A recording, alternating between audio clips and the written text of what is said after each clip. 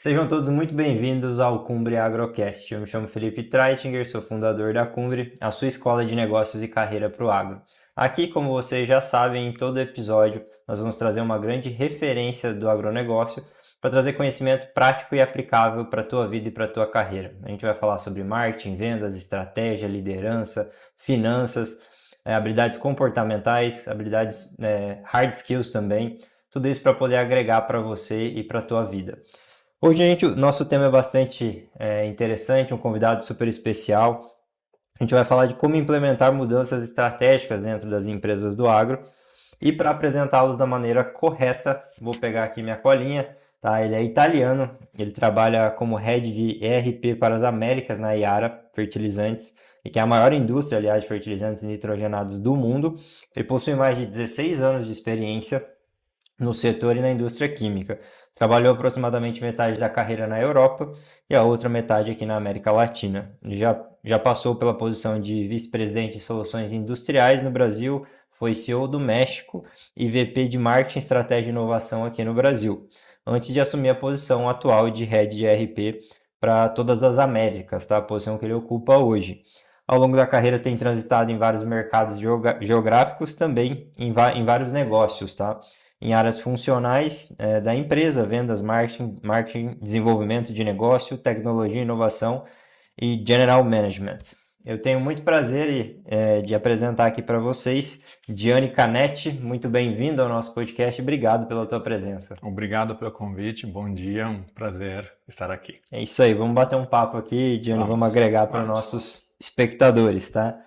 Antes da gente começar o tema, eu queria que você trouxesse um pouquinho de, para quem não conhece ainda a Yara, né, se pudesse trazer uns big numbers dela, né, em relação a tamanho, colaboradores, faturamento, para dar amplitude e envergadura da empresa que você trabalha hoje, é uma das lideranças ativas aqui para as Américas, né? Conta para a gente um pouquinho, Gianni. Bom, a Yara é uma empresa norueguesa, mas hoje é uma empresa global, que opera em 60 países diretamente, a gente vende em mais ou menos 150 países, e somos uma empresa líder globalmente na nutrição de cultivos, então uma empresa líder na parte do agro, mas também tem uma parte do nosso negócio que é mais voltado a atender indústria com produtos químicos. Nós temos aproximadamente uns 15 mil funcionários no mundo, um 14 bi de dólares de faturado. O que é interessante também dizer, né, que a Yara é norueguesa sim, mas é também muito brasileira. A maior operação do mundo da Yara é no Brasil. Isso pela importância, obviamente, que o mercado, tanto o mercado agro como também o mercado industrial tem.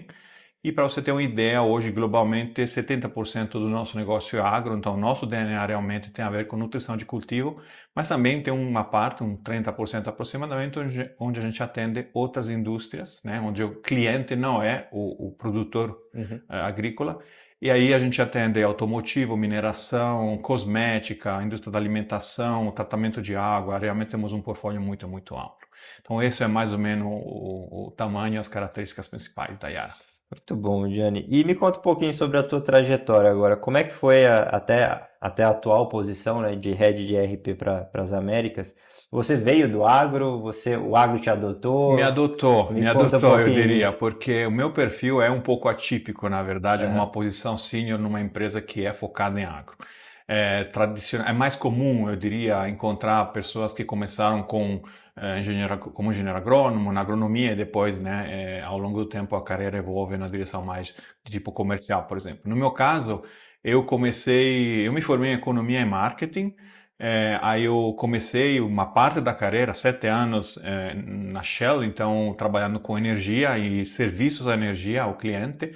E quando comecei na Yara em 2009, eu entrei na parte industrial. Então já estava na Yara, mas ainda o meu maior foco não era o agro. Obviamente, né, trabalhando numa empresa cujo maior foco é o agro, você começa a aprender, começa a se aproximar a esse mundo. Mas por muitos anos, na verdade, eu continuei trabalhando na parte industrial, até que em 2018 fui para o México como country manager, e o México para a Yara é 98% o mercado agro. Então, lá, a nossa presença lá é realmente focada em trabalhar o mercado agro.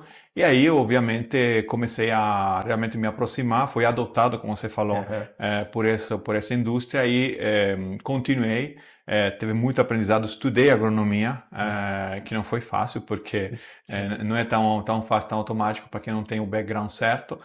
Mas continuei no agro e agora, em 2021, voltei para o Brasil, cuidando da parte de estratégia, marketing e inovação. E agora eu cuido da parte de sistemas para Américas. Então agora a minha responsabilidade geográfica começa no Canadá e acaba na Argentina. E a gente tem presença em todos os mercados principais da região. Muito bom.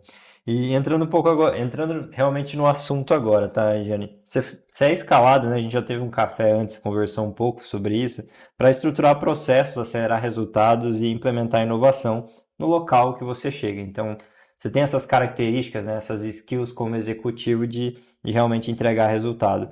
Me diga uma coisa, como é que é a tua análise do ambiente para, vamos dizer, você chegou num local, cheguei no México, por exemplo, como é que é teu processo de análise do ambiente para depois tomada de decisão? Até para entender um pouquinho de como que você pensa, e que isso pode ajudar muitos executivos também, muitos líderes, né, a entender uma situação nova, como é que você faz a análise e depois como é que você executa a partir da análise, tem as informações, das informações você toma decisões. O que você pode trazer aí na tua experiência sobre? Sim, bom, eu tenho bastante experiência nessa parte porque, como às vezes eu brinco com meus amigos, né, eles me mandam, né, para transformar, mudar ou resolver problemas. E é uma característica que não é difícil de encontrar, né? É bastante difícil.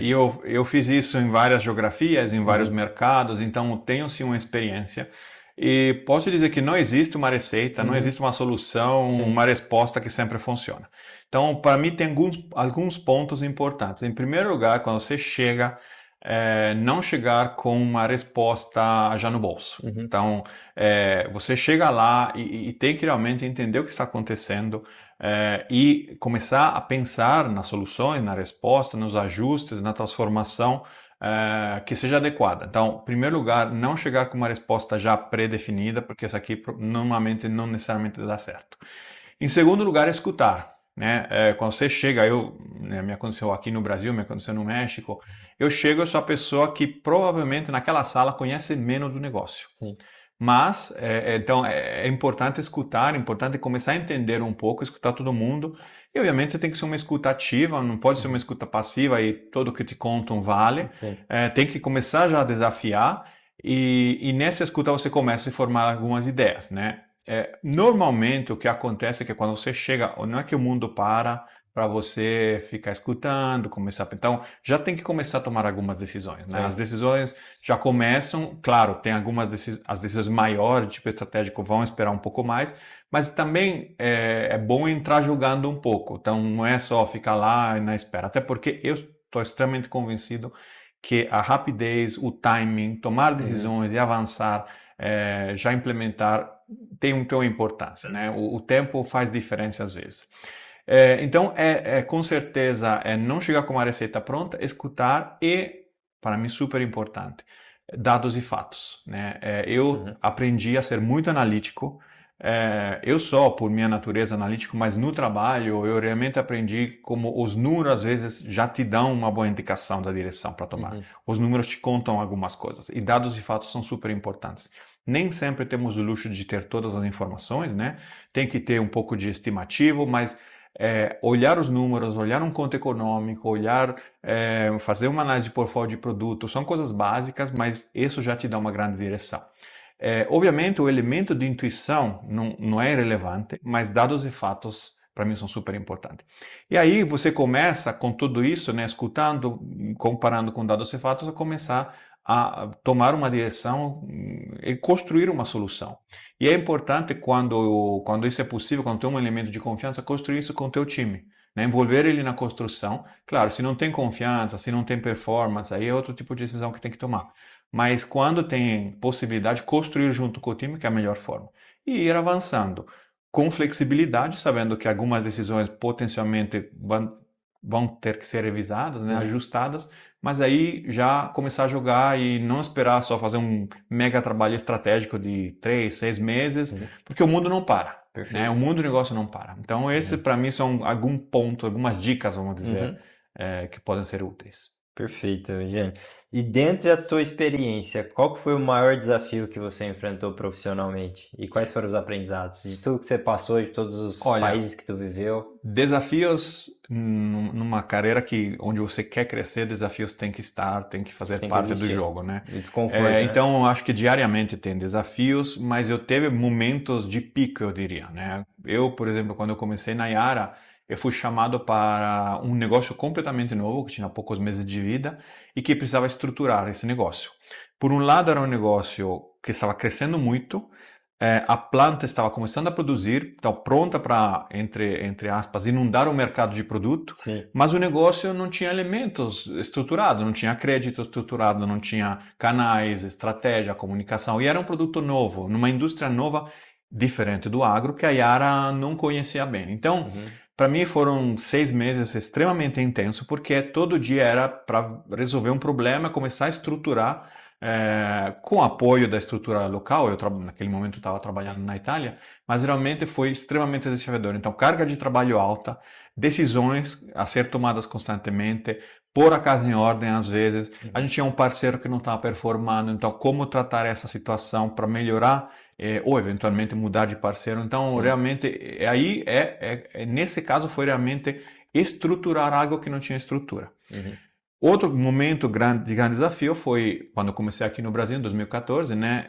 Porque tinha um negócio que não estava performando e a gente tinha uma janela de tempo muito curta para tentar reverter o jogo e para fazer uma transformação. E nesse caso foi realmente um reposicionamento estratégico, foi um turnaround, uma mudança radical de posicionamento estratégico, feita em poucos meses, porque tinha uma condição de mercado, agora não vou entrar em detalhes, que a gente tinha uma janela, né, para poder eventualmente aproveitar. Então, em 6 meses, começamos a reposicionar, a mudar muitas coisas, e foi desafiador. O que é desafiador é a carga de trabalho, que, né, você tem meses intensos, e o nível de tomar decisão, que tem que tomar decisões rápidas e avançar nas coisas. Eu tenho uma pergunta da tua resposta aqui, né, e eu acredito que até para entender um pouquinho a tua visão. Quando você está fazendo um turnaround de uma empresa, né, multinacional, gigante, cheia de processos, sistemas e tudo mais, como é que você conseguiu lidar com isso e realmente executar as ações? Você tinha carta branca não, né? Mas você tinha abertura, você tinha autonomia para conseguir fazer isso, essas mudanças rápidas? Porque a gente vê muitas empresas, né, do setor que são extremamente burocráticas, né, para mudança, para fazer esses turnarounds. E como é que foi isso para você dentro da Yara? Você tinha essa autonomia? Sim, eu tinha um mandato claro. Eu fui enviado para o Brasil por 1 ano e meio para resolver e pôr a casa em ordem. Então o mandato era claro, eu tinha total confiança do meu chefe, que é obviamente um elemento extremamente importante. E eu me lembro quando eu cheguei aqui, usando mais ou menos aquele approach que eu comentei, né? Escutando, conversando com as pessoas, em 2 ou 3 semanas comecei a dar um feedback de volta para ele. Me lembro, a resumir um pouco o que eu tinha entendido. E ele falou, olha, a primeira vez que vejo isso, então muito interessante, você está em bom caminho. É a primeira vez que eu vejo uma lógica de como enfrentar o mercado brasileiro, que é um mercado geograficamente grande, né? Então a gente tem que ter prioridade. Então, tinha um mandado claro no começo, um apoio forte e realmente encontrei várias portas abertas baseado nisso. Então, foi esse o elemento que me ajudou muito. Mas o mandato nem sempre é o mesmo, né? Então, nesse caso, realmente foi um mandato forte de fazer uma transformação. E eu me lembro que meu chefe me falou, olha, você que me dá as respostas. Então, você vai lá, entende, eu confio em você e você me dá a direção. Claro, a gente vai trocar ideias, vou desafiar, mas em geral eu confio e vamos nessa direção. Assim, aí as coisas... Aí isso ajudou bastante, Muito bom. E para quem não tem isso, como é que você faz ali a mudança aí para lidar com outros setores? O que você poderia dar de trazer de dicas assim, para o pessoal para conseguir trazer todo mundo para o objetivo, trazer para próximo? Porque a gente tem ainda, né? Muitas empresas trabalham em silos, aquela coisa departamentalizada. E como é que você aproxima as pessoas na tua visão? Bom, a divisão em silo, departamentos, qualquer organização Sim, maior tem. sim. E também existe, é normal ter um pouco de defesa do próprio silo, da própria área. Como eu falei, eu acho que é super importante quando você tem um grupo de líderes da empresa que precisa implementar uma transformação, envolver eles. Então, por exemplo, eu no México fiz alguns ajustes, algumas transformações, e eu trabalhei junto com a pessoa que era para ser empatada com esse ajuste. Entendi. Justamente, obviamente era um trabalho mais amplo, Aham. mas essa pessoa me ajudou a desenhar e a definir. E ficou claro que aquela direção era a direção melhor, ficou claro para essa pessoa também. E não teve nenhuma resistência Sim. no momento de implementar. Então, Uhum. envolver as pessoas. É Perfeito. claro que tem que ter um nível de madurez, Uhum.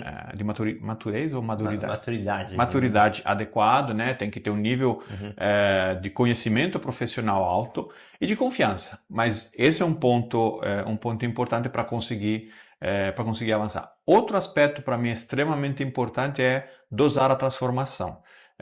Não é sempre necessário fazer uma revolução, não é sempre necessário chegar e mudar tudo. Ao longo da minha carreira, eu posso dizer que eu tenho feito transformação radical, tenho feito estruturação, mas também às vezes são ajustes finos que podem ter o impacto que você precisa. Então, não é lógico, não faz sentido pôr a estrutura inteira debaixo de um estresse de grande Uhum. transformação, quando realmente você pode conseguir resultados rápidos e melhores com alguns ajustes finos, em algumas áreas que talvez naquele momento não estão performando, mas que quando você ajusta a máquina, o motor começa a funcionar melhor. Então, dosar a transformação é extremamente importante. E aqui volta ao meu assunto de não chegar com uma resposta já pronta. É analisar e dizer, ok, aqui é isso que tem que fazer. Pode ser mais radical, como pode ser um ajuste fino que Ah, funciona perfeitamente. perfeito. E você só vai conseguir ter essa percepção depois da Conhecendo, análise, conversando exatamente. com as pessoas, e daí você tem que tomar E uma decisão. analisando, exato, Basicamente isso, exato. né? Muito bem. Como é que, indo agora para um outro tema, aliás, está conectado com o que eu já te perguntei, Gianni. Você veio de outra indústria, você comentou, né? Veio da Shell, Uhum. não era do agro. Como é que essas experiências prévias não agro te ajudam hoje no mercado agro? O que você traz de vivência? Porque eu sempre falo, experiência você agrega, né, para a tua vida e você vai usando isso ao longo. O que você, ao longo da tua carreira? O que você poderia trazer ali de realmente de aprendizados dessas experiências? Tem várias coisas. Bom, o Aham. agro é uma indústria Sim? com as suas dinâmicas e características, mas funciona como qualquer Perfeito. empresa, né? Então Uhum. tem alguns elementos que são totalmente comuns. Pensando na minha experiência pessoal, os meus primeiros anos foram na Shell, que para mim foi uma grande escola, e lá eu realmente aprendi a ser organizado, estruturado e a usar análises para tomar decisões. Né? Legal. Eu tinha chegado lá depois da faculdade, Uhum. muito naif, e eu aprendi a disciplina, né, de fazer uma análise bem feita para tentar tomar a decisão melhor. E isso, obviamente, me acompanha ao longo da minha carreira. Outro elemento que acho interessante é que outras indústrias, às vezes, fazem uma adoção de práticas, de tecnologia um pouco mais rápida Uhum. que o agro. Então, eu me lembro de ter observado algumas coisas que aconteceram na época quando eu trabalhava na Shell, que depois eu vi meio aparecendo em outras indústrias também, né, onde eu trabalho agora. Então, foi extremamente interessante certa vez vir de outra indústria porque você já assistiu alguma coisa Uhum. que vai acontecer no mundo e que depois começa a ser adotado também no agro.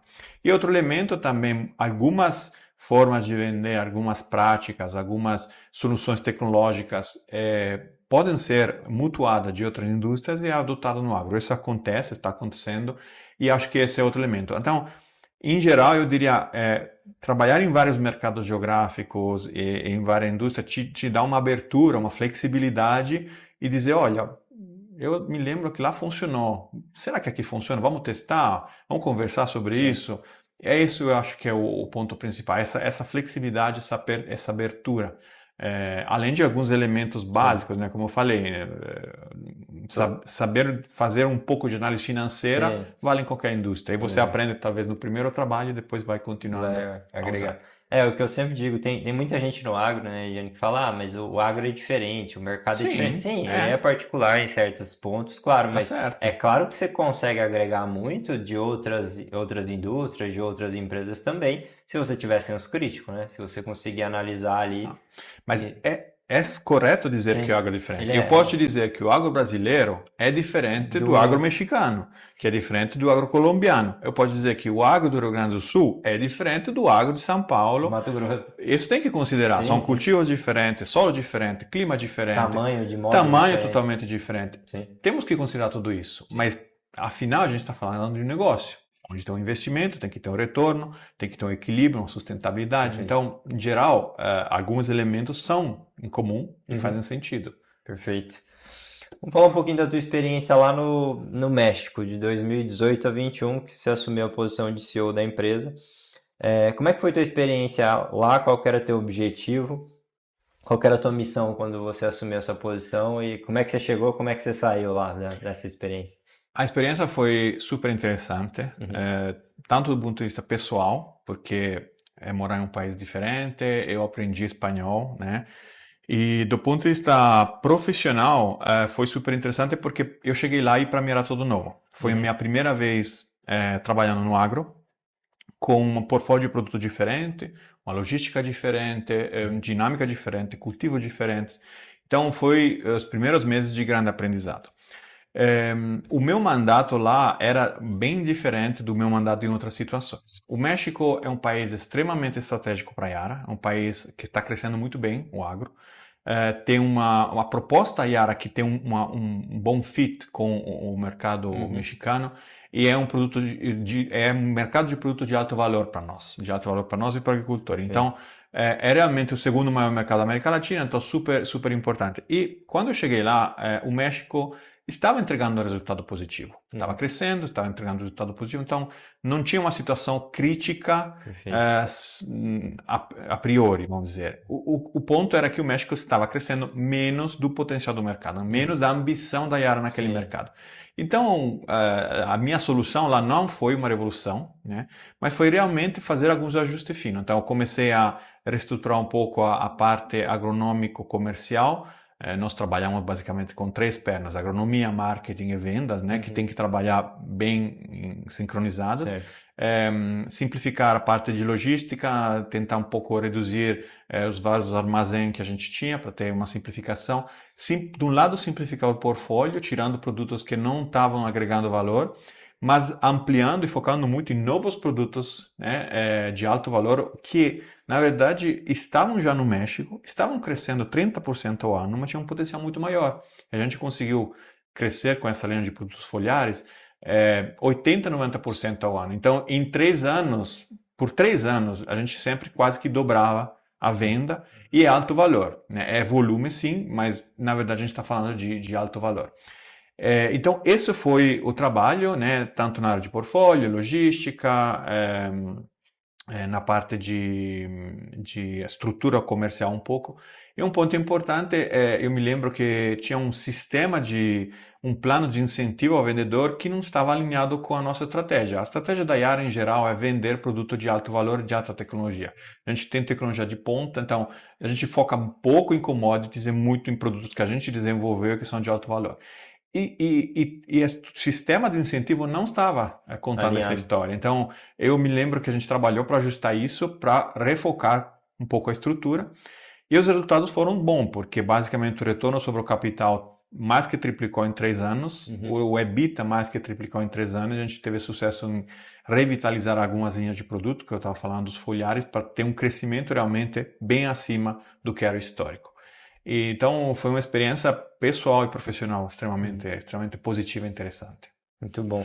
Eu vou pegar um gancho do que você falou também, né? Tem muita empresa ali que a estratégia ela não está alinhada, né? E as coisas às vezes estão disfuncionais é porque a estratégia não está alinhada com o que exatamente o que você falou, né? Com a equipe de marketing, com a equipe de vendas, com incentivo. Você consegue analisar isso, consegue pegar essas informações de novo nas conversas, nos números? É um É mix, um eu mix. diria. Mas, por exemplo, pensando no caso do México, Sim, é muito claro no México quando você começa a olhar quais são os cultivos que uhum, dão mais valor. entendi. Onde o agricultor investe mais. Avocado, por exemplo, é Uhum, muito mais que outros. Então, é lá que a gente tem que ir. entendi. Até porque a nossa solução, se eu comparo o mercado lá fora com a solução que eu tenho no meu bolso, eu preciso olhar para as áreas onde eu tenho mais chance de Sim. dar valor para o agricultor e receber valor de volta do mercado. Então, esse foi o trabalho. É um mix de coisas, na verdade. Tem alguma análise e também um pouco troca de ideia. Até usar os colaboradores para verificar algumas ideias. Não, olha, Sim. aqui está me aparecendo isso. Uhum, Entendi mal ou é isso mesmo? perfeito. Qual é o teu ponto de vista? E aí vai Vou trocando. essa contínua troca. Muito bem. Vou pegar o ponto que você trouxe também sobre tecnologia, né? Como é que você avalia hoje o impacto da tecnologia dentro do mercado de fertilizantes e, obviamente, por ser um foco estratégico de vocês, como é que você está vendo esse mercado para agora, para os próximos anos, né? Pensando em Uhum. fertilizantes. Bom, a tecnologia hoje impacta a nossa vida em qualquer minuto, eu diria. Então, não é diferente na parte de fertilizantes. E é interessante ver como a tecnologia impacta basicamente a cadeia inteira. Então, vamos dizer que a cadeia começa com as plantas onde a gente produz nossos produtos, né?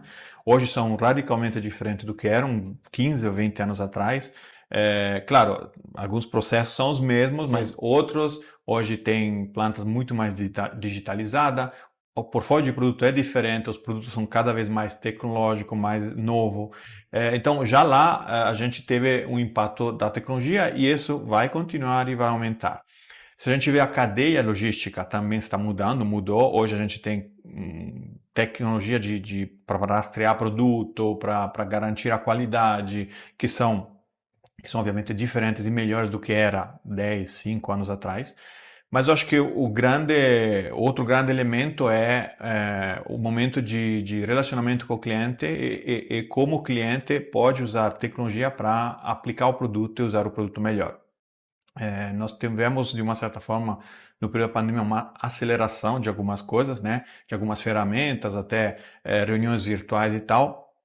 E hoje é cada vez mais comum ter esses elementos de ferramentas digitais integrando a forma de suportar o cliente, de se relacionar com o cliente. Isso não significa que uma visita a campo, que ver como é que está a lavoura, sim. Vai vai deixar de parar. existir. Isso não. Na Sim, verdade, são outras ferramentas que a gente pode integrar para ajudar o cliente a fazer a escolha certa no produto, fazer a aplicação certa, otimizar a aplicação dele, encontrar o momento bom. Então, tudo isso impacta o nosso dia a dia, muda o nosso dia a dia.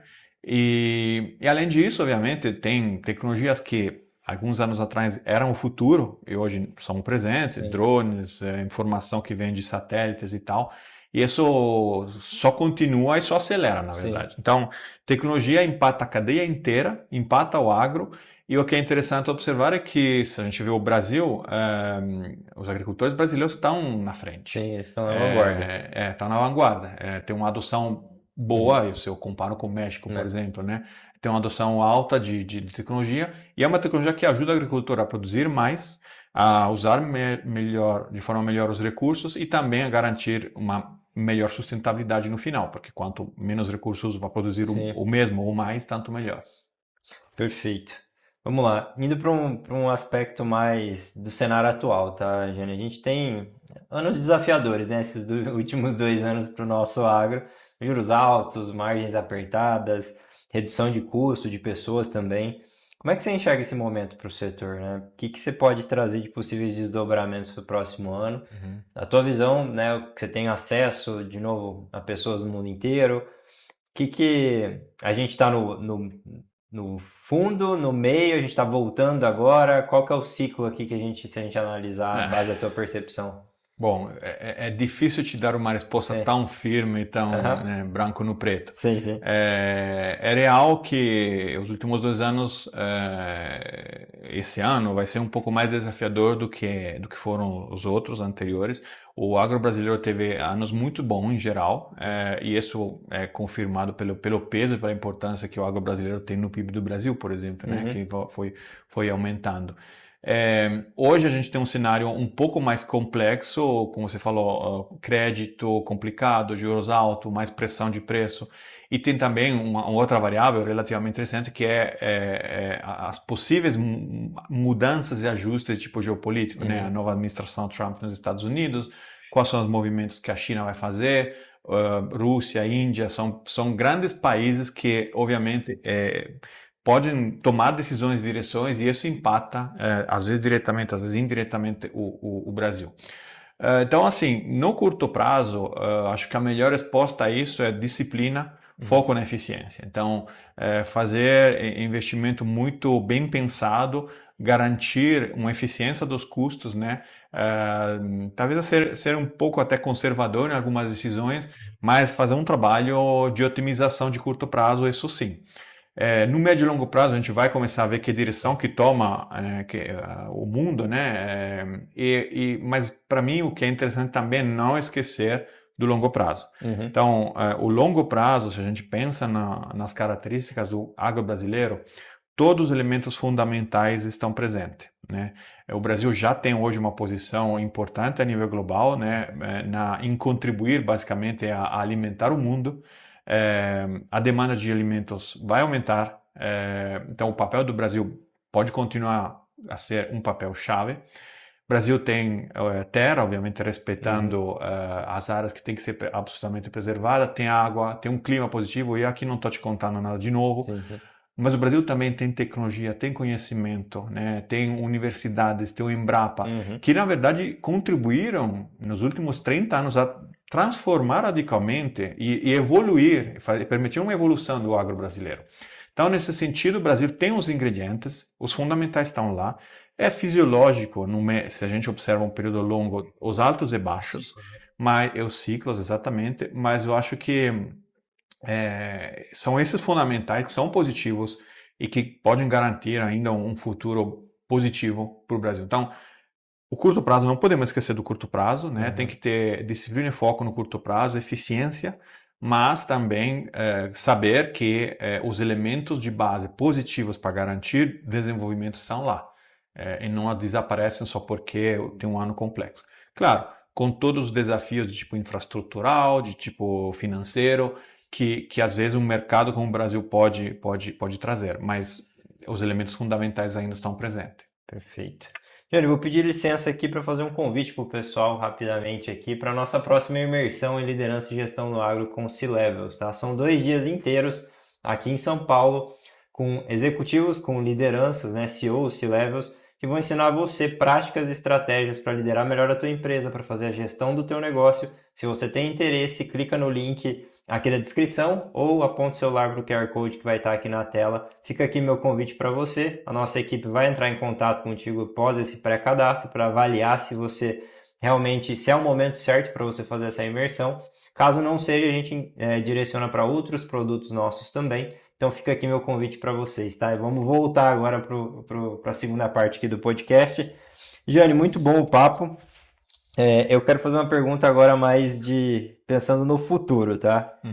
O que te anima no agronegócio aqui no Brasil hoje? O que você olha assim e fala, meu, aqui é o lugar que eu quero continuar, aqui a prosperidade do agro tá nisso. O que você poderia trazer aí para os nossos espectadores? Bom, eu posso um pouco conectar com a resposta anterior, né? Então, o Brasil teve anos de crescimento muito forte. Sim. Hoje, talvez, a gente tem desafios a mais de curto prazo, mas o que me anima realmente é que, se eu olho o futuro, no médio e longo prazo, o Brasil tem todos os elementos para continuar a ter um papel central a nível global. Até o posicionamento geopolítico ajuda nesse sentido, né? O Brasil é um país, não é Europa, é um país do BRICS. Então, é isso, realmente, o fato que uma boa parte dos ingredientes de um possível sucesso estão presentes no agro brasileiro e afinal o mundo vai continuar a precisar de mais comida. Juntar isso com o tema da sustentabilidade, que é um grande desafio, obviamente, né? Aumentar a produtividade combinando com sustentabilidade, e tudo isso é possível no Brasil, né? O Brasil tem características para ser uma resposta, ser uma boa parte da resposta a esse grande desafio global. Legal. E falando um pouquinho voltando para o setor de fertilizantes, né, que é a área da Yara, a gente é bastante dependente, né, de importação de fertilizantes, principalmente de fósforo, né, mas dos três macro, se eu não me engano, os números não são bastante, são bem altos, né, não me recordo agora de cabeça. Quais são os riscos para o Brasil, na tua visão, dessa dependência, igual aconteceu, né, com a guerra da Uhum. Rússia e Ucrânia, que a gente teve aquele problema de abastecimento? O que você pode trazer para a gente em relação a isso? Sim, o Brasil realmente tem uma dependência forte em termos percentuais, né? E isso aumentou um pouco nos últimos anos, né? Aumentou. O que é preciso dizer é que não é viável, provavelmente, e não é nem muito interessante imaginar um dia o Brasil totalmente independente, né? Produzindo Certo. todos os insumos internamente. Aham. Tem várias limitações de vários tipos e também não é tão interessante porque fazer parte do mercado global e ter importação também pode ser interessante Uhum. porque permite de acessar as últimas tecnologias e muitas vezes também a condições boas. Entendi. Pela importância que o Brasil tem a nível global, não tem um player do mundo do fertilizantes que não vende aqui, Uhum. ou que não tenta vender aqui. Então, isso Perfeito. deixa um mercado bem dinâmico e Perfeito. oportunidades, obviamente, do ponto de vista do comprador. Agora, é claro que, do ponto de vista estratégico, quando a dependência é alta demais, aí podemos ter um problema, porque isso cria uma exposição do sistema Brasil a disrupções da cadeia logística. A gente lembra o que aconteceu depois do Covid e os desafios Sim. de conseguir, né, trazer produto para cá ou pelo menos enfrentar uma logística global que Uhum. tinha atraso, barcos que não chegavam e tal. Então tem esse elemento, tem um elemento geopolítico, né? Então uma guerra, um país que tem alguma questão política que pode limitar eventualmente a exportação. Então o ponto não é tanto ter como ambição de ser totalmente Uhum. independente, o ponto é reduzir essa dependência a um nível que seja gerenciável. Gerenciar o risco dessa Exatamente, dependência. exatamente. Então, reduzir essa independência, mas deixar também um Uhum. pé na importação, porque a importação garante abastecimento, garante a flexibilidade e muitas vezes garante condições interessantes. Essa, então, é a direção. É uma direção que já foi tomada pelo Sistema Brasil através do Plano Nacional de Fertilizante, né, onde realmente a direção no médio e longo prazo é reduzir e controlar essa dependência. Uhum. Mas é importante deixar claro que não é totalmente viável, provavelmente, e não é nem muito interessante chegar a ter total Sim. independência, 100%. É interessante deixar uma parte de importado, até porque quando eu quero aumentar a produção no Brasil, eu tenho que fazer isso de forma competitiva, né? Tanto do ponto de vista de tecnologia, de qualidade, como do ponto de vista de preço. Uhum. Ter um produto nacional que não consegue competir com os grandes de lá Eles fora, vão buscar lá fora, vão buscar lá fora, exatamente. não Então, faz muito sentido. não é tão fácil e imediato, mas com certeza o caminho é controlar um pouco essa dependência Perfeito. para que seja possível de gerenciar um eventual choque que Uhum. pode acontecer, que seja de tipo logístico, que seja de Sim. tipo geopolítico, que seja de outros elementos. Interessante observar que, historicamente, de Uhum. fato, o Brasil sempre foi bem abastecido, né? Sim. Então, assim, tivemos choque, tivemos a pandemia, tivemos guerra na Ucrânia e outros elementos, mas, afinal, até pela importância que o Brasil tem, Sim.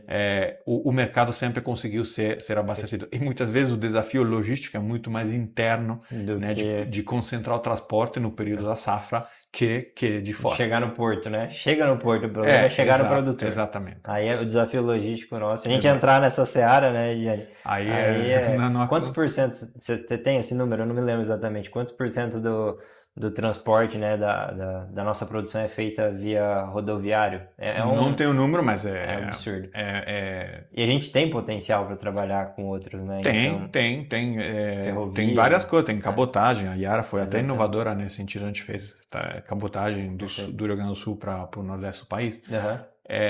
Aí a gente volta a tocar no assunto da infraestrutura, que é É, uma infraestrutura que está evoluindo, sim, sim. mas que ainda tem espaço, porque o crescimento do agro foi realmente um crescimento muito, muito forte. Perfeito. E até um ponto que você trouxe aqui nessa resposta, você falou de um plano, né, de reduzir essa dependência dos adubos, né? A Yara está envolvida nisso? Ela Sim. tem plantas, né, que ela vai construir? O que que a Yara tem para... Como é que ela está conectada a esse plano de médio e longo A, prazo? a posição da Yara no mercado brasileiro mudou muito a partir de 2012. A Tá. gente até lá era presente, né? Aham. Mas era a gente trabalhava muito, um pouco mais com importação. Ao Perfeito. longo do tempo, dos anos, a Yara investiu muito. Hoje a gente Aqui. tem 3 unidades de produção no Brasil. Uhum. Obviamente temos armazéns espalhados pelo país e a gente também trabalha com importação. Então, sim, a gente apresenta com a produção aqui. E, obviamente, dependendo das oportunidades, né, a gente pode Que mais? eventualmente ver possibilidade de crescer. Mas isso não é uma coisa que acontece Sim, sim. no curto prazo. Perfeito. Não tem nada Não. programado, né? Alguma estratégia que vocês vão analisando e vendo se Sim, existe mas oportunidade. é normal para uma empresa global Sim, analisar os mercados principais claro, e claro. decidir os Onde que movimentos, você vai investir? onde investir, onde, né, acelerar ou não, Uhum, enfim. faz sentido. Indo mais para uma parte de gestão aqui, Jane, quais são os 3 a 5 KPIs que você olha, que você mais olha ali com frequência na operação da empresa para garantir que ela está indo no caminho certo, que ela está seguindo a estratégia Uhum. e por que esses KPIs são importantes para você dentro do setor de fertilizantes, de Então, indústria de fertilizantes? uhum. Tem o que a gente vê é a sustentabilidade do negócio como um todo. Uhum, Então, a sustentabilidade tem 3 pernas. Tem uma sustentabilidade econômico-financeira, social e ambiental. perfeito.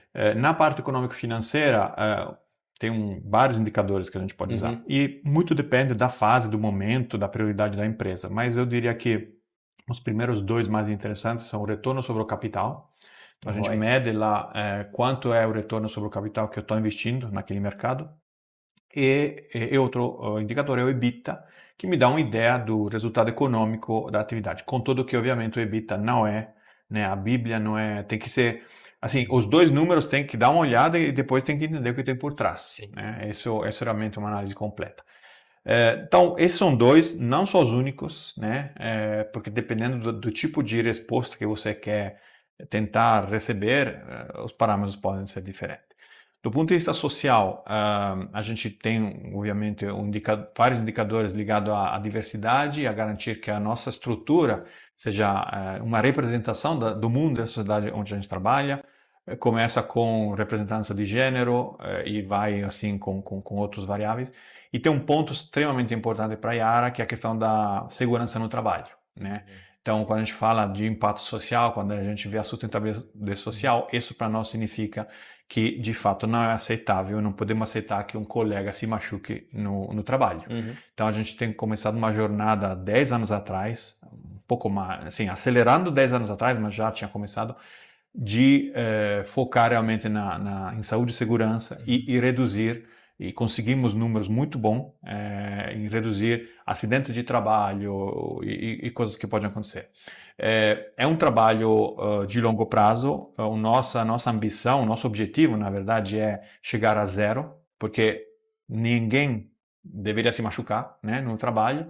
É difícil, porque obviamente somos uma indústria complexa, sim. tem 15 mil pessoas trabalhando, então não é fácil, mas esse é outro elemento. E é um indicador super importante para nós. Todas as reuniões começam com indicadores sobre saúde e segurança. Legal.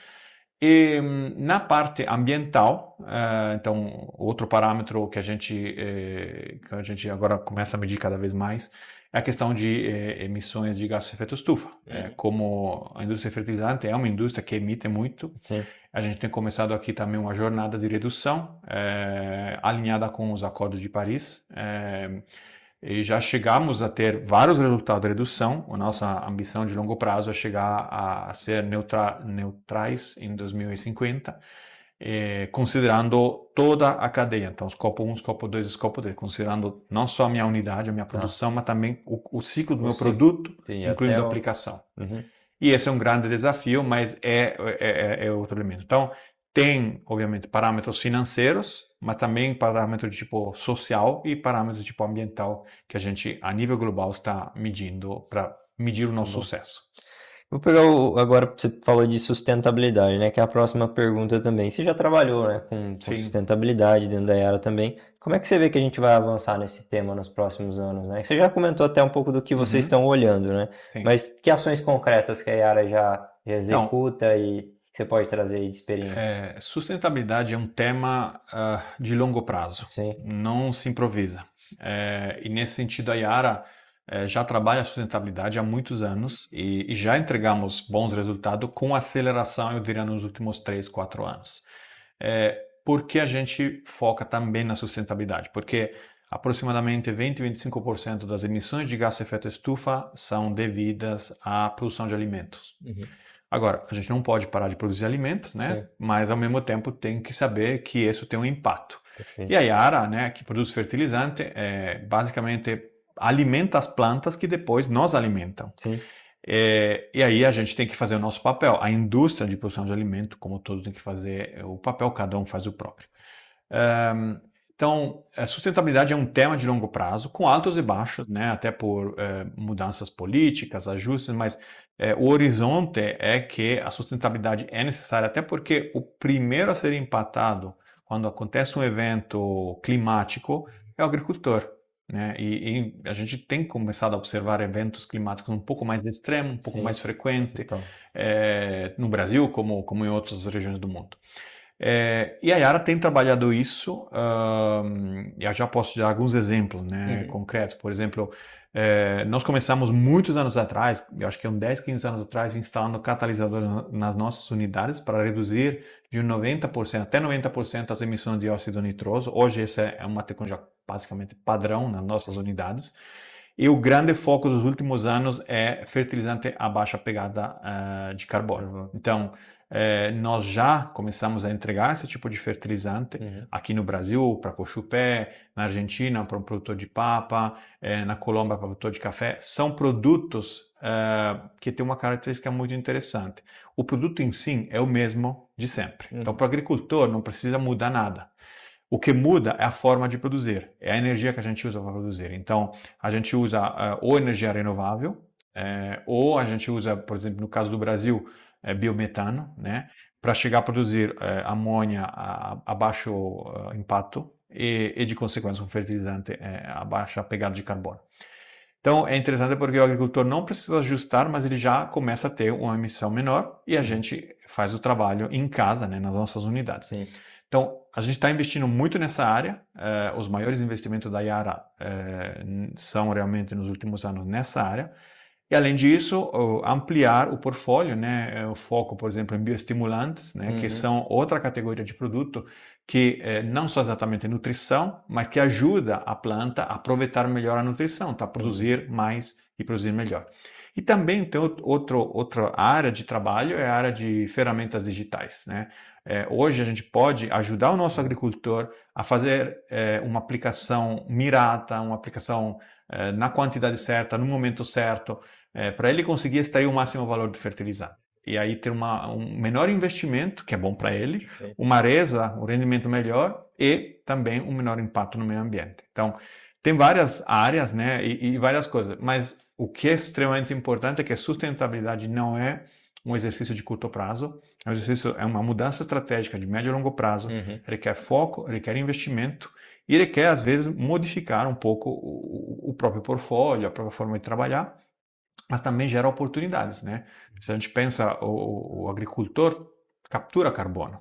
Então, isso pode virar outra forma de De gerar valor rentabilidade. com um crédito de carbono. Então, a gente tem trabalhado isso. Temos, por exemplo, uma empresa agora dedicada a isso, mas também o negócio tradicional da Yara, até a parte industrial, por exemplo, né, que atende as empresas, outro tipo de empresa, não atende o agro, tem focado muito nessa parte. Muito bom. Eu acho que vou pegar um gancho aqui com a tua atual função, tá? Que eu acho que é muito legal a gente falar um pouquinho de dados, né? Informações, RP, a concentração, né? De todas as informações de clientes. E linkando com também o que você trouxe, né? Que a Yara é uma empresa de tecnologia de alto valor agregado. Eu acredito que a junção das informações, que de novo é o que você é chamado, né? Que você entende, analisa dados, aprendeu a fazer isso ao longo da carreira, aliado a vocês saberem quem é o cliente de vocês, dá uma estratégia, uma clareza de estratégia muito maior para a empresa. Queria que você trouxesse um pouquinho do que você faz hoje, Gianni, dentro da tua função, né? E como que isso agrega valor para o negócio, né? Uhum. Porque tem muitos executivos ou empresários, próprios donos de empresas, que vão pensando, será que é a hora de investir num ERP? Será que é a hora de investir investir em CRM ou algo do tipo? E eu quero te escutar e quero que você possa ajudar eles Sim. também. Como eu falei, eu me formei em economia e marketing Aham, e, e nunca trabalhei na parte de tecnologia até mais ou menos um ano atrás. sim. Mas eu sempre tive muita curiosidade pelo tudo que é digital, tudo que é tecnologia. Então, sempre nos meus trabalhos anteriores, eu sempre considerava essa parte, olhava os desenvolvimento. Eu estudei nos Estados Unidos em 99, então era o período do boom do internet que estava realmente Aham, explodindo. Nasceu o Google, nasceu a sim, Silicon Valley, pelo menos sim, evoluiu sim. muito. Então, eu fui muito exposto a isso. Perfeito. E agora faz aproximadamente um ano que eu trabalho na parte de ERP, Digital Technology da Uhum, Yara, que para mim é um novo desafio, porque eu não tenho o DNA da tecnologia, uhum, e foi escolhido justamente por isso, porque o meu background, a minha experiência é uma experiência de negócio. E a gente está fazendo um trabalho de transformação, começando não tanto da tecnologia, mas começando de como o nosso negócio funciona. E aí escolhendo a tecnologia, tomando decisões de tecnologia baseado nisso. Então, esse é o meu papel hoje. E o que me ajuda nesse meu papel é a minha experiência em vários mercados, né? Porque hoje é do Canadá até a Argentina e uhum. posso te garantir que as diferenças são grandes. E também conhecer tanto o lado da Yara fertilizante, né, do agro, quanto a parte da Yara de soluções industriais. Então eu conheço a dinâmica do negócio, conheço basicamente tudo o que acontece do momento em que a gente planeja a produção, da produção, order to cash, todas as fases, e o meu papel é individuar a solução tecnológica melhor para suportar o negócio. É um projeto grande, são projetos de médio e longo prazo de transformação. A gente não está falando de 6 meses, normalmente. Se fala também de investimentos relevantes. E a ideia afinal, ter uma tecnologia que suporta bem o negócio. O que pode significar isso? Isso significa, por exemplo, que hoje, talvez para ter uma informação que eu preciso para tomar uma decisão sobre um barco que eu preciso importar ou não, Uhum. demora 3 dias de Excel. Entendi. Ter dados Integrados. confiáveis, integrados e disponíveis me ajuda muito na decisão. Uhum. O nosso negócio é, em parte, impactado por tomar decisão. Né? Compro ou não compro, importo ou não importo. Porque uma vez que a decisão é tomada, se o Tração. produto vem da Europa, tem um tempo um transit time, né? E Sim. aí a decisão é tomada. Como está indo o mercado, em que direção. Tudo isso, quanto mais informação eu tenho, tanto melhor. E hoje, obviamente, tem desafios nisso, então também estou trabalhando nessa parte. Agora, dar dicas ou indicações para quem Uhum. nos escuta é um pouco difícil. Tem que realmente conhecer qual é a dinâmica da empresa e também qual é o nível de desenvolvimento Sim, tecnológico sim. da empresa, né? Tem empresas que hoje são empresas tradicionais, mas já estão no nível avançado, e empresas que, na verdade, trabalham mais ou menos como trabalhavam 10 anos atrás. Perfeito. Eu vi um post esses dias, né, de um depoimento, né, ele falando que foi visitar um produtor que fatura 150 milhões no ano, e Uhum. que ele faz todas as anotações dele no caderno ainda, né? De novo, o quanto que talvez um sistema poderia ajudar esse produtor, né? E não só o produtor, mas estou falando do empresário de maneira geral, né? Acho que a gente tem bastante a evoluir nesse sentido, né? Mas é como você falou, né, Jane? Cada caso é um caso, você tem que analisar. Mas eu vejo a tecnologia sempre como um suporte, né? Um meio pro fim que você busca, né? Para tomar decisões mais rápidas. Pode ser para uma área que fatura 15 bi ano, 14 bi ano, pode ser para uma distribuição que fatura 150 milhões por ano, 100 milhões ano. É Tecnologia é entender. uma ferramenta. É, A ferramenta que está disponível. Agora, não é só tendo a ferramenta lá na mesa que você resolve. sim, Tendo a ferramenta o certa e senso usando a crítico, né? ferramenta, obviamente, com o próprio senso crítico e a própria Perfeito, capacidade. tá certo. Vamos ir pro nosso final aqui então, Jane, que é um último bloco que a gente chama de pinga-fogo com o gestor do agro, tá? São Tá bom? perguntas diretas com respostas sucintas, tá bom? Ok, Podemos sucinta. começar? Vamos. Então vamos lá. Para você, o que define um grande líder? Eu diria adaptabilidade, flexibilidade e a capacidade de fazer funcionar a máquina. Perfeito. É, Uma equipe de alta performance é feita de profissionais de alta performance, como o símbolo, né? Uhum. Mas que tem a capacidade, às vezes, de estacionar o ego e que conseguem trabalhar bem em equipe. Então tem que ter, né, o Cristiano Ronaldo, mas Sim. tem que ter também a capacidade deles de trabalhar jogar pelo no time. Exato. Perfeito. Eu contrato pessoas para o meu time que tenham Mais conhecimento que eu. mais Eu preciso de gente que na logística conhece de logística mais que eu, no portfólio conhece mais que eu. Não é meu papel entrar nisso. O meu Perfeito. papel é coordenar tudo. Feedbacks, na minha visão, São úteis quando são honestos e construtivos, mas também às vezes é difícil tanto de dar um bom feedback como de receber um bom feedback. Perfeito. E qual que foi o livro de maior impacto na tua carreira? Então, não tenho um. Eu acho que eu sempre fui um grande leitor e é isso, na verdade, que conta. É ler. Obviamente, antes era ler livros, hoje é mais ler coisas na internet, mas não tem um que mudou a minha vida do ponto de vista profissional. Só foram vários. Sim. Qual foi o último que tu leu? Você lembra? Livro ou... Eu leio agora muito na Na internet, internet. então eu acompanho muito revistas de business americanas que normalmente são interessantes porque dão uma direção, né, de como vai o mundo. Legal. Muito bem, Gianni. Estamos finalizando aqui nosso bate-papo. Quero te agradecer. Muito Obrigado pela obrigado, prazer. presença, para a gente poder bater esse papo. Eu sempre anoto um monte aqui, porque depois isso aqui vai para o meu caderno e eu estudo isso aqui. Então, aprendi bastante contigo sobre o mercado de fertilizantes, sobre a tua vivência internacional também, de ter trabalhado em vários países. Obrigado mais uma vez. Quero deixar a câmera aberta aqui para você deixar um recado pro pessoal.